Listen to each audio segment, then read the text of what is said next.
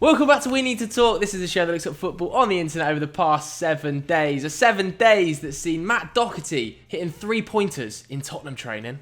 That he has a happy season with us, and I think in this moment of his career that is very, very important.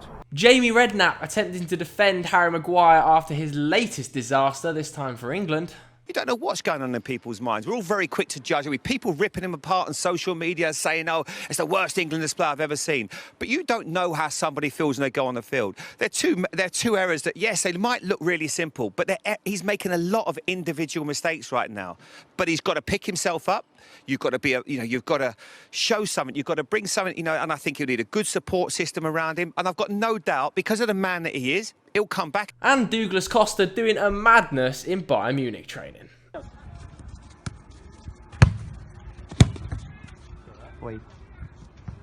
Anyway, today we need to talk about your terrible football opinions.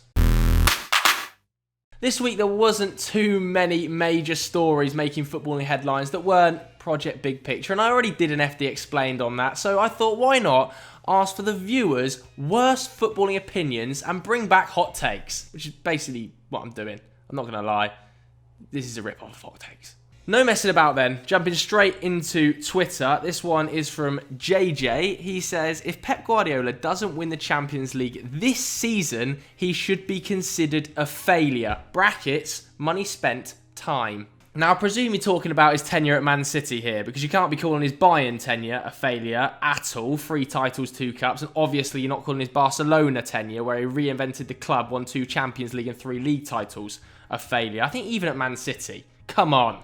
I mean, his first season was a little bit rough, but then back-to-back Premier League titles. I think he's won an FA Cup. He's definitely won 3 League Cups on the bounce.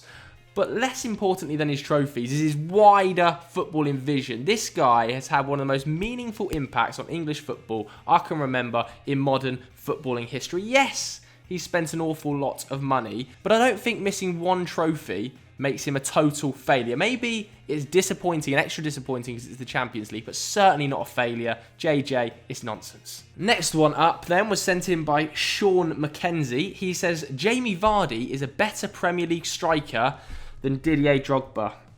Oh, I've seen this so many times, and all I'm going to say is recency bias. That's all this is. Obviously, if you look at the stats, Vardy is the guy. Yes, he surpassed Didier Drogba's goal-scoring record in the Premier League in 42 fewer games, but that doesn't mean he's a better player than Didier Drogba. If I could give you both of those players, both in their prime, right now to fit into your team, 9 out of 10 sides are taking Didier Drogba. The guy scored in 10 finals and won 10 finals. He was the definition of a big game player. No defender wanted to come up against Didier Drogba. And I understand no defender really wants to come up against Jamie Vardy because, runs in behind, he's a bit of a nightmare. Might even be a better finisher than Didier Drogba. But a better player? Come on, Sean. Next one was sent in from Martinelli Stan. Football Twitter, yay. He says, Arsenal are 2 signings, brackets creative midfielder and out-and-out left winger away from challenging for the title. I mean, where to start with this one? Because let's not forget Arsenal finished 43 points behind Liverpool last season. And yes, Partey might add something and Gabriel might add something and Willian might burst into flames and score loads of goals. But are those 3 going to get even 20 points on Liverpool this season? I doubt it. Let alone another 2 signings adding on to the back of that, having to gel into the team to add another 20 points. No. I like Arteta, but is he the guy to bridge the gap between Pep and Klopp and Arsenal? Not at the moment, he's not. He might be in the future, but come on, this is ridiculous thinking. I think with the further 2 additions, they might get it down to sort of 10 to 15 and a solid top 4 side. But to reign in 43 points with another 2 additions is just comical thinking, unless the players are in Messi and Van Dijk. Ridiculous. Will says Bamford will score 20 plus this season. Teemu Pukki's not getting 10 goals in the league this season. I mean, I'm not falling into this Pukki-shaped trap yet again. I think he'll score more than 10. Will he score more than 10? I don't know. I'm just not even going to give a prediction on Big Patty Bamf. But 20 plus is ridiculous. Jake Salisbury says Salah, misspelt, is overrated. Firmino is actually good. Pulisic, Callum Hudson-Odoi and Ruben Loftus-Cheek, heavily overrated. This is just a shambles from start to finish. Salah overrated is absolutely ridiculous. To be honest with you, if anything, he's underrated on the world stage. 44, 27, 23 goals in his last 3 seasons, let alone before we even take into account his creativity and his assists and what he's won. He's arguably the best forward in the league, alongside maybe Sadio Mane, Kane, probably arguments for Aubameyang, Sterling. Absolute nonsense. He's underrated, if anything. And then I'm going to ignore Firmino is actually good. Pulisic, overrated. How is Pulisic overrated? 13 goal involvements last season in his debut season in the Premier League for a youngster coming out of Germany, and was immediately Chelsea's best player, by the way, last season. So, absolute nonsense from start to finish. Although Ruben Loftus-Cheek, yeah, he might be heavily overrated. But, might keep Fulham up, in which case I'll eat my own words. Chambers has the next one here. He says Trent Alexander-Arnold isn't England's best right back and shouldn't be starting for the national team.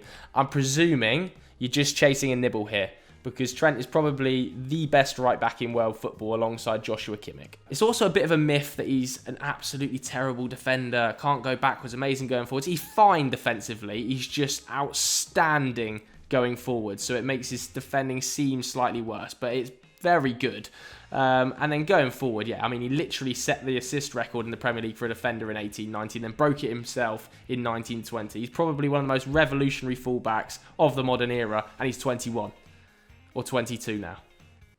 What are you talking about? The Footballist, shout out, great Instagram account, go and follow it. He says Giroud is the most underrated player of his generation. Now, I actually don't think this is a horrific opinion.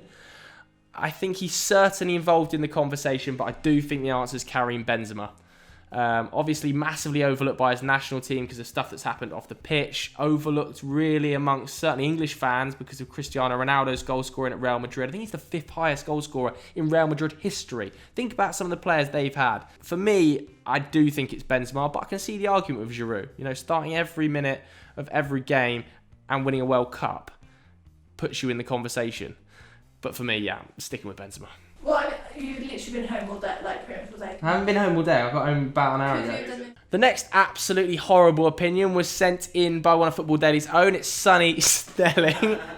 He says, Gareth Bale's second spell at Tottenham will be better than his first. This time I'm talking trophies. Absolutely horrible, vile, rubbish opinion from one of the least knowledgeable football people I know in Sonny Snelling. Keep it up behind the scenes. Really good work there. Let's start with this trophy garbage, because Sonny's claim appears to be that if he played 4 games and won a trophy, it would eclipse his spell first time around at Tottenham when he was probably the best player, in fact, definitely the best player in the entire league. Is he going to be that again during this Tottenham stint? No, he's not. Absolutely 0% chance Gareth Bale will be the best player in the Premier League when we've got players like Mohamed Salah and Kevin De Bruyne in there. Final one of the day. This was sent in by a lot of people. Grim Silver I've selected though. He says Grealish's hype is out of hand. Start of August, people were saying he is a risk for Spurs and United to sign. Suddenly, he's Gazza's second coming. Now, I'm not saying he's Gazza's second coming, but to say he's overhyped is absolutely ridiculous. 3 players I want to talk about here. Kevin De Bruyne, Thomas Muller, Jack Grealish. Those are the 3 players that created the most outfield chances in Europe's top 5 leagues last season. Obviously KDB, well clear on 116. Then Muller 92 and Grealish 85. Grealish was playing for Villa. Aston Villa. What are we talking about when we're saying he's overrated? Ridiculous. He's one of the most elite creators in the Premier League. He would be running it for most top 6 sides. We're not saying he's one of the best players in the league, but he's definitely one of the best creators. Gareth Southgate, wake up. Give the boy some minutes. So those were some of the best hot takes I picked out from the tweet. If you've got any hot takes, bang them in the comments right now and I'll reply to as many as I possibly can over the next couple of hours. If you enjoyed this video, head over to Continental Club with Doogie, Critchley and the boys. Check that out and give it a watch. Thanks very much for watching. We'll catch you later.